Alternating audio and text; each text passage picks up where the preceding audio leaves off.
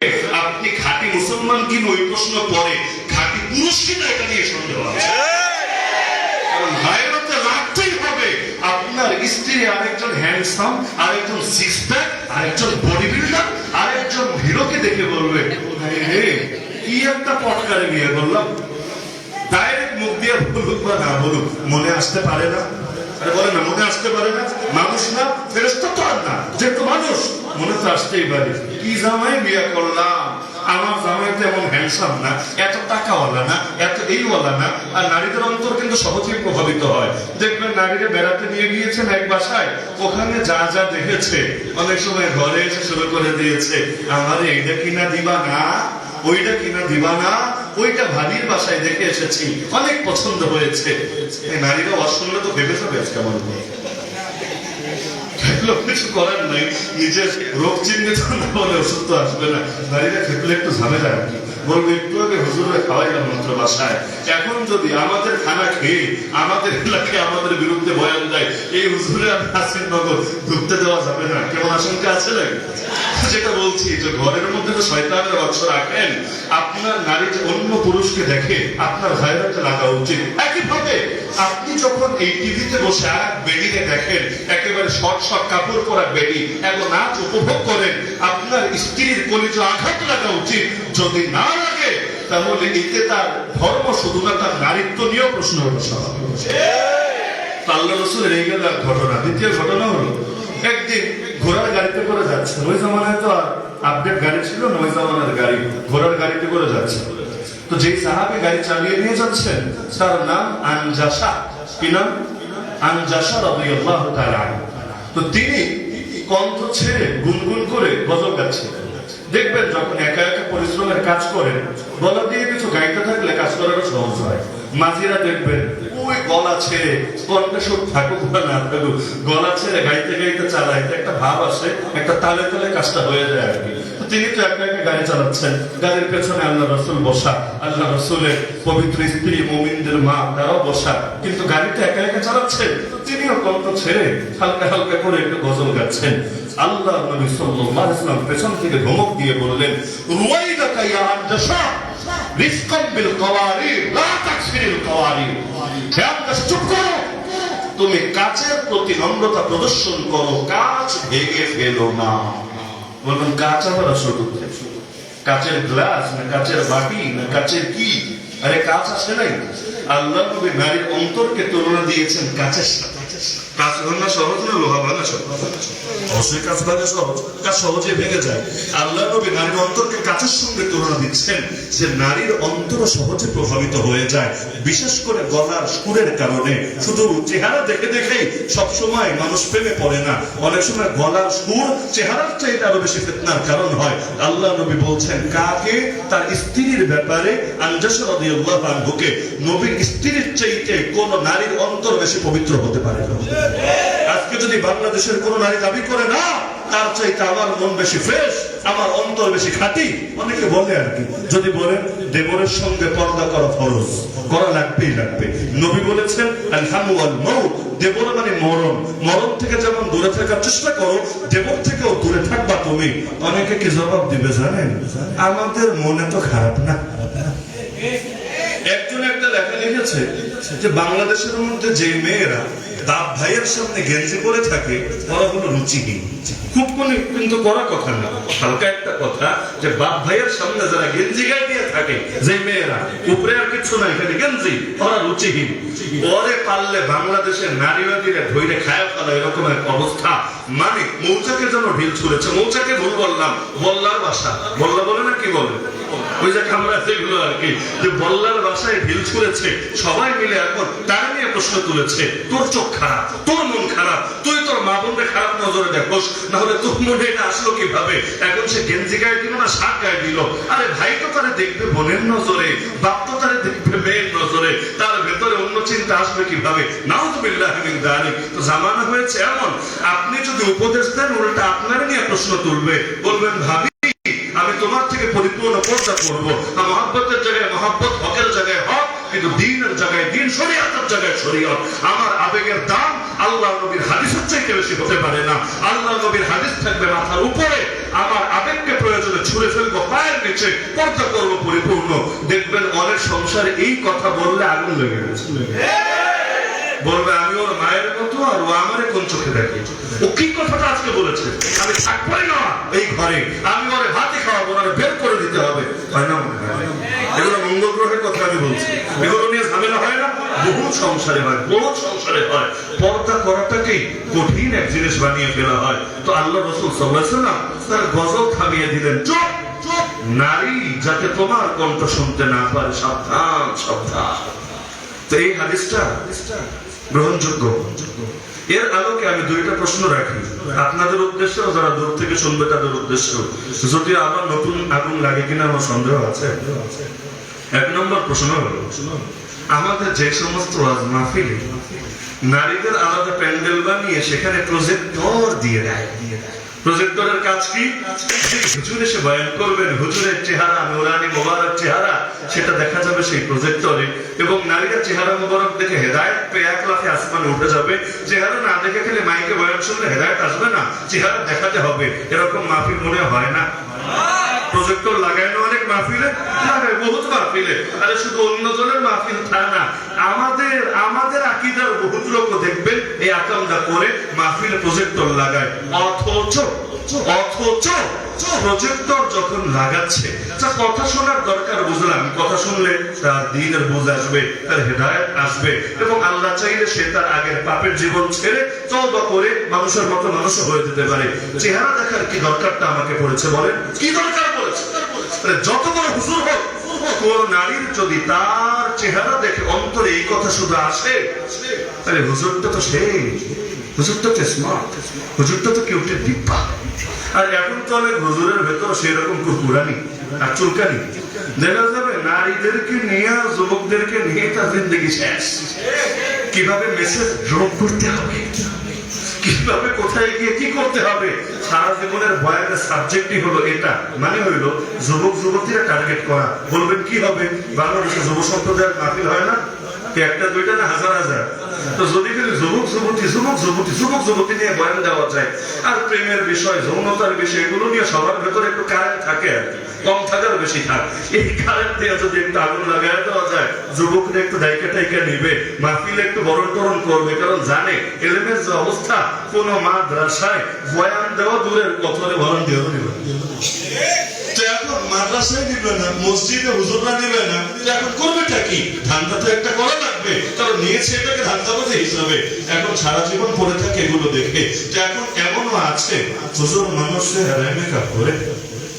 আপনাদের বিবারিয়াতে আছে, আমি নাম বলবো না, আগুন লাগানোর দরকার নেই, বিবারিয়াতে আছে। মেকআপ না করলে ভাব আসে না, যদি আসল চেহারা দেখেন আর মেকআপ করা ছবি দেখেন, আপনি চিনতে পারবেন না। সারা জীবন শুনেছেন আটা সুন্দরী ময়দা সুন্দরী, এখন দেখবেন আটা হুজুর ময়দা হুজুর আছে, মাশাআল্লাহ। তো এখন একদিকে হলো ফিতনা, আর একদিকে যদি প্রজেক্টর লাগান, একটা নারীর অন্তরেও যদি ফিতনা আসে, তাকে দেবে। আর একটা দুঃখের কথা, যে নারীদের যে ওয়াজ মাহফিলের আয়োজন করা হয় না, অধিকাংশ জায়গায় আপনি খোঁজখবর নিলে দেখবেন যেই হারে বয়ান শোনে তার চাইতে বেশি গল্প গুজব চলে। বয়ান শোনে না তা না, দোয়া করে, কিন্তু দেখবেন যেই হারে বয়ান শোনে সব জায়গায়, অধিকাংশ জায়গায় এর চাইতে বেশি গল্প চলে। আর 10টা-20টা মেয়ে এক জায়গায় জন্ম হলে তো কথাই নেই, প্যাডের মধ্যে যত গল্প গুজব আছে একেবারে সব এনে এখানে ছাড়তে থাকে। কোন হুজুরের কণ্ঠ কেমন, কোন হুজুরের ভঙ্গিমা কেমন, এগুলো নিয়েও চলছে না, বিশ্লেষণ হয় না। আরে এদের নজর এক নজরে এমন অনেক কিছু ক্যাচ করে ফেলবে যেটা আপনি 10 নজর দিয়েও বুঝবেন না। আপনার কিন্তু এক নজর দেখলে না কেমন চোখ কেমন, হাঁটা কেমন, দশা কেমন, নড়া কেমন, চড়া কেমন, অনেকে এক নজর দেখে মেয়েরা বুঝে ফেলে না, স্বাভাবিক ব্যাপার। তো এখন এই কারণে আল্লাহর নবী এত সতর্ক হতে পারলে আমাদের কি হওয়া দরকার ছিল, হওয়া দরকার ছিল কি, বাস্তবে হলাম কি? আমি শুধু দুঃখের সাথে একটা কথা বলি, আমাদের মসজিদে আমরা নারীদেরকে নামাজ পড়তে দেই, আরে দেই, অথচ আমরা কি এটার ফজিলত বয়ান করি না? যে কোনো হুজুর, মাযহাবি, লামাযহাবি, আলিয়া, কওমিয়া, তাবলীগি, সুফি, সুন্নি, ওয়াহাবি, যে কোনো হুজুরকে জিজ্ঞেস করেন যে নারীর কোন নামাজ উত্তম, ঘরের ভেতরের নামাজ নাকি মসজিদে এসে পড়লে সেই নামাজ, যে কোনো হুজুর বলতে বাধ্য, এবং হাদিসে আছে নারী যেই নামাজ পড়বে ঘরের অভ্যন্তরে সেই নামাজ তার জন্য সবচেয়ে উত্তম হবে। আর ঠেকায় পড়লে ভিন্ন কথা। মনে করেন মেডিকেল গিয়েছে, নামাজের টাইম হয়ে গিয়েছে, তো সেখানে নারীর জন্য আলাদা রুম রেখেছে, গিয়ে নামাজ পড়ে নিচ্ছে। বাস কাউন্টারে, ট্রেন স্টেশনে, এয়ারপোর্টে, এইরকম জায়গাগুলোর কথা ভিন্ন। কিন্তু এলাকার মসজিদে আমরা তাদের নামাজ পড়ার জন্য আলাদা জায়গা রাখি? রাখেন না। কেন? আপনারা সবাই কি জবাব দিবেন? হুজুর ফিতনার আশঙ্কা আছে। বলবেন না? আরে বলবেন না? এমনকি নারীদের ইতিকাফ মসজিদে করতে যান? বলবেন হুজুর পুরুষরা ইতিকাফ করে আর নারীরা যদি মসজিদে ইতিকাফ করে তাইলে তো খবর আছে। এখন তো বুড়া মানুষদেরও ইতিকাফে বসানো যায় না, তখন এলাকার জোয়ানকে একটারও ঠেকানো যাবে না, অবস্থা খারাপ হয়ে যাবে। তাহলে দেখা যাচ্ছে জুম্মার নামাজও আসতে না করছেন, জোহরের নামাজও আসতে না করছেন, ফিতনার আশঙ্কা আছে। আর রাত ৩টার সময় মাহফিল শুনতে আসলে কোনো ফিতনা নাই। ওই সময় সবাই মিলে দল বেঁধে আসবে, আবার যাবে, আবার তাদের কণ্ঠস্বর অনেক সময় দেখা যায় এত কাছাকাছি প্যান্ডেল হয় পুরুষরা শুনতে পারে, এতে কোনো ফিতনা নাই। এইটা যে কোন গাঁজা পরিমাণ একটা কথা আমার মাথায় ধরে। যদি মাহফিল শুনতে গেলে ফিতনা না থাকে, নামাজের ফিতনা থাকবে কোন দুঃখে? তাহলে নামাজও শুরু করে দেয়। আরে প্রশ্ন আসবে কি না? এই প্রশ্নে যুক্তি আছে কি না?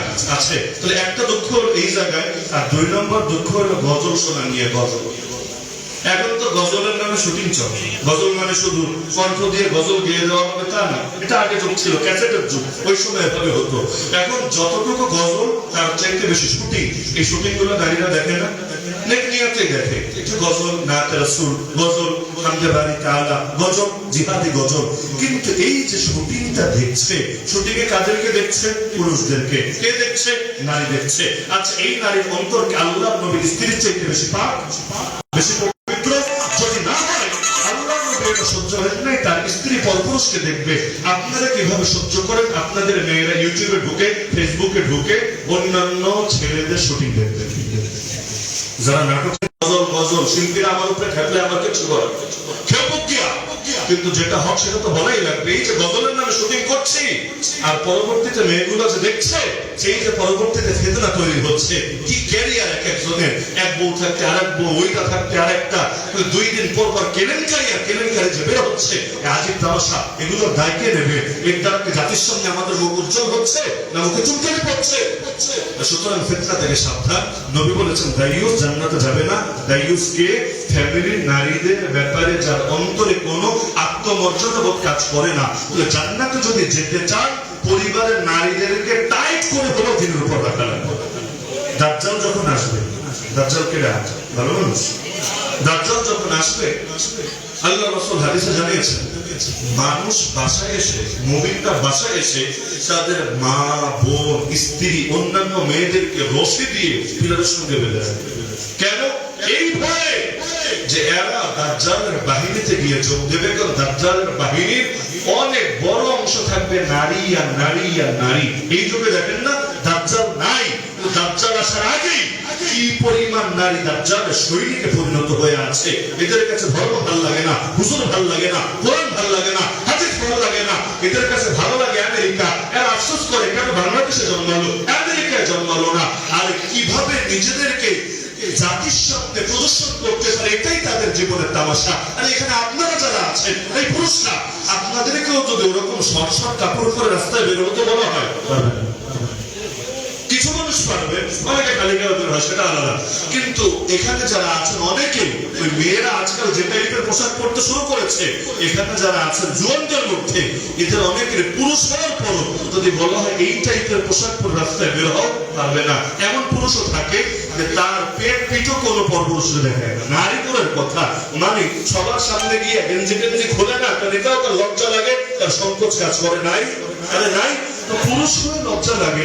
আর নারী নিজেকে যত বেশি প্রকাশ করতে পারে, আর এটাকে গর্বের বিষয় মনে করে। আল্লাহ নবী বলেছেন কিয়ামতের আগে নারীদের অবস্থা হবে এমন, কাসিয়াতুন আরিয়া মাইলাতুন মুমিলাত। 4টা গুণের কথা নবী বলছেন।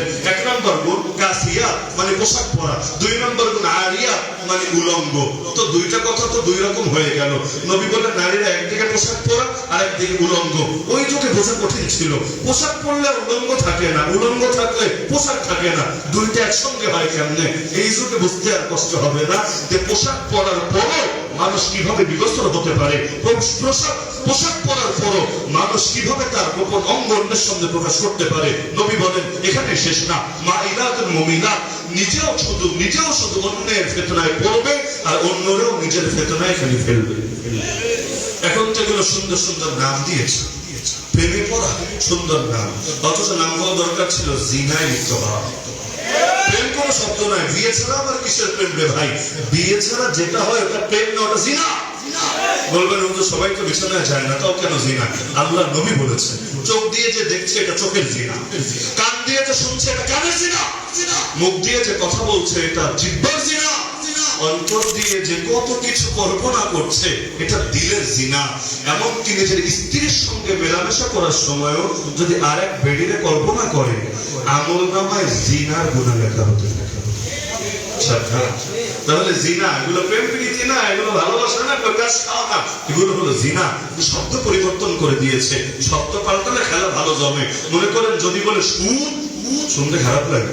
যদি বলে ইন্টারেস্ট, শুনতে খুব আলাদা মজা লাগে। যদি বলে মদখোর, পুরাই একেবারে পচা একটা শব্দ, মানে কেমন কেমন লাগে। যদি বলে ছেলেটা একটু ড্রিঙ্কস করে, শুনলে আমাদের একটা ভাব আসে কি জানি একটা মহান আমলটা করে, এইরকম একটা অবস্থা আর কি। শব্দ চেয়ে যেমন যদি বলে চন্দ্রবোরা সাপ, আপনাদের এলাকায় কি বোরা বলে আমি জানি না, অনেক এলাকায় বলে চন্দ্রবোরা। যদি বলে চন্দ্রবোরা সাপ, পাবলিক বলবে এই সাপ কত দেখছি কত মারছি, কি হয়েছে? যদি বলে রাসেলস বলবো আল্লাহ এটা আবার কোন দেশ থেকে আসলো? বাংলা ইংলিশ আর কি, চলো বাংলা আর একটা হলো ইংলিশ। এর মধ্যে রাসেল আবার সাপের নাম না, রাসেল হইল সাপ নিয়ে বই লিখছিল একবার বাঙালিরা আরেক দেশ থেকে আইসা এই দেশে সাপটাপ নিয়ে গবেষণা করছিল। এই লোকের নাম হইল রাসেল। কি নাম?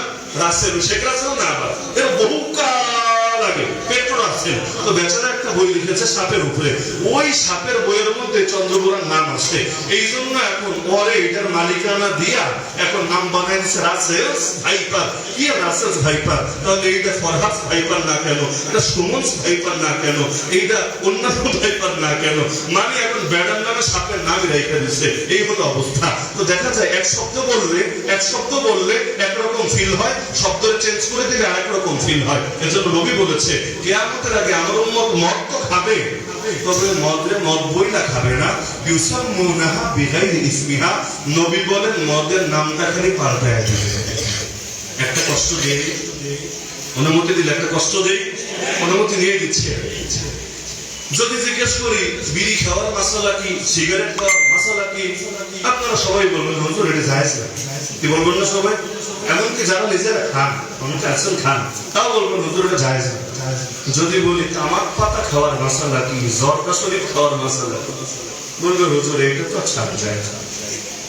তো একই জিনিস ধোয়া নিলে মাসালা হারাম, আর ডাইরেক্ট চাপায়া খাইয়া ফেললে মাসালা আরাম। ওই আগেই বলেছেন কষ্ট দিব, অনেকে খান, আচ্ছা খান সমস্যা নাই, লেকিন যেইটা যে মাসালাটা খুঁয়ে তো করেন, অনেকে তো ফজরের নামাজও পড়েন না, তাই বলে কি ফতোয়া দিবেন নাকি?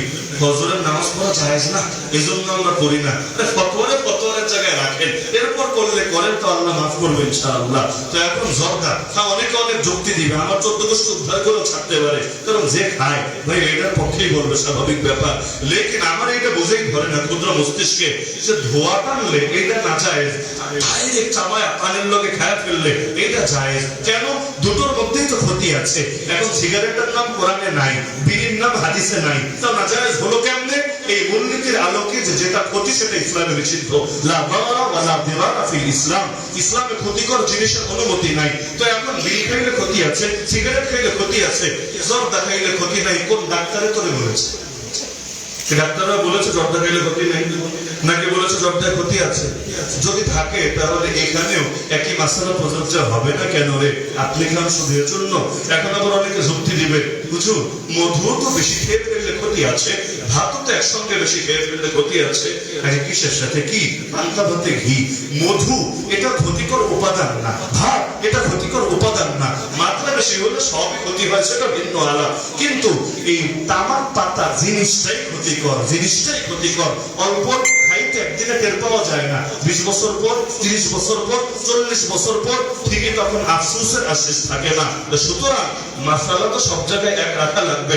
এখন মদ বললে বলবেন হারাম, আর ড্রিঙ্কস বললে বলবেন আরাম, এইরকম উল্টা পাল্টা ফতোয়া দেওয়া ঠিক মনে থাকবে তো ইনশাআল্লাহ। তো এখন এই যে কথাটা আমি বললাম, এটাই ফিনিশিং টাইমে আলোচনা নীতি টানবো যে নিজেকেও বাঁচাতে হবে জাহান্নাম থেকে, ফ্যামিলিকেও বাঁচাতে হবে জাহান্নাম থেকে। আমার দ্বারা আমার পরবর্তী প্রজন্ম উপকৃত হবে, আবার পরবর্তী প্রজন্মের দ্বারা আমিও উপকৃত হব। বাপ নামাজ পড়ে না, সন্তান বাপরে নামাজি বানাবে, আবার সন্তান নামাজ পড়ে না, বাপ তারে নামাজি বানাবে। এভাবে ইসলাম সুন্দর হবে।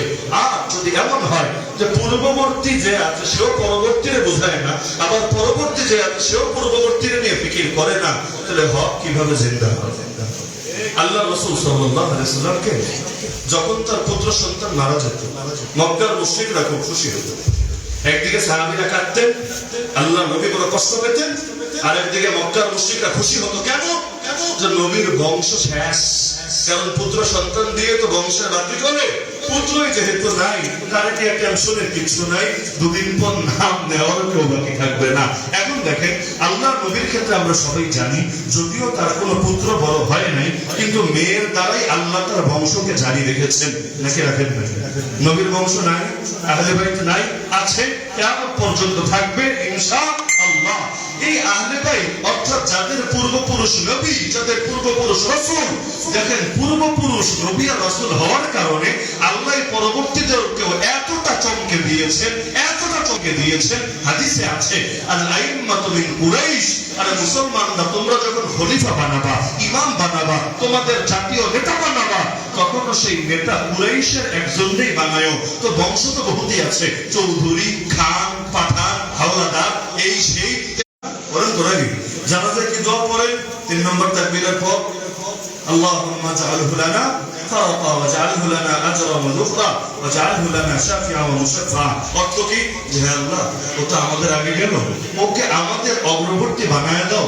আল্লাহ সে যেন আমাদের জন্য সুপারিশ করে এবং তার সুপারিশ যাতে কবুল হয়, আল্লাহ তুমি তার ব্যাপারে ফয়সালা তুমি করে দাও। আল্লাহ আমাদের পক্ষ থেকে তাকে তুমি সবের উপলক্ষ, মর্যাদার উপলক্ষ বানিয়ে দাও। তাহলে বাচ্চা মারা গেল, বাপে দোয়া করছে, আত্মীয় স্বজন দোয়া করছে, আল্লাহ আগে আগে তো গেল, দুনিয়ায় তো হারালাম, কিন্তু আখিরাতে যাতে পোষায় যায়, এই বাচ্চাই যাতে জান্নাতে সুপারিশ করে, এই বাচ্চারাই যাতে আমাদের আখিরাতে আমাদের কল্যাণে আসে, এগুলো করেন না? কোরআনের মধ্যে আছে সূরা তুরে, যে ব্যক্তি ইমানদার হবে আর ফ্যামিলিও ইমানের ক্ষেত্রে তার পথে চলবে, আমি আল্লাহ জান্নাতে তার সঙ্গে তার ফ্যামিলিকে মিলাইয়া দেব। মানে কি? মানে হলো আপনার আমল অনেক বেশি, অনেক বড় জান্নাতে চলে গেলেন, আপনার বাচ্চার আমল আবার একটু কম, ইমান আছে, আমল কম, ওর আমলের সঙ্গে মাপলে এর চাইতে অনেক ছোট জান্নাত সে পায়। কিন্তু এখন যদি বাপ থাকে অনেক উপরের জান্নাতে, সন্তান থাকে অনেক নিচের জান্নাতে, বাপের মনটা একটু ফাঁকা ফাঁকা লাগবে না? নাকি আপনাদের লাগবে না? লাগবে, এটা স্বাভাবিক ব্যাপার। মনে করেন বাপ হলো মতিউর রহমান, সন্তান হলো ইসা। তো এখন বাপে তো বহু 2 নম্বরই করেছে, এখন পত্রপত্রিকাও লেখালেখি হচ্ছে। তো এখন দেখা যাচ্ছে পুত্ররাও আবার এমন দেওয়া দিচ্ছে, ছাগল একটা তার কেনা লাগে 12 লাখ দিয়ে। একজনে ধরা খায় গাড়ি দিয়ে, একজনে ধরা খায় ছাগল দিয়ে, অথচ এত বিলাসিতা না দেখালে ধরা খাওয়া লাগতো না। তো দুনিয়ার নিয়ম এটা, বাপের যদি থাকে পোলাপানকেও একটু দেওয়ার চেষ্টা করে। তো জান্নাতে বাপ চলে গেল অনেক উপরের জান্নাতে, বাচ্চার আমল কম, ও নিচের জান্নাতে পড়ে থাকলে আপনার একটু মনে কষ্ট লাগবে না? লাগবে না আপনাদের?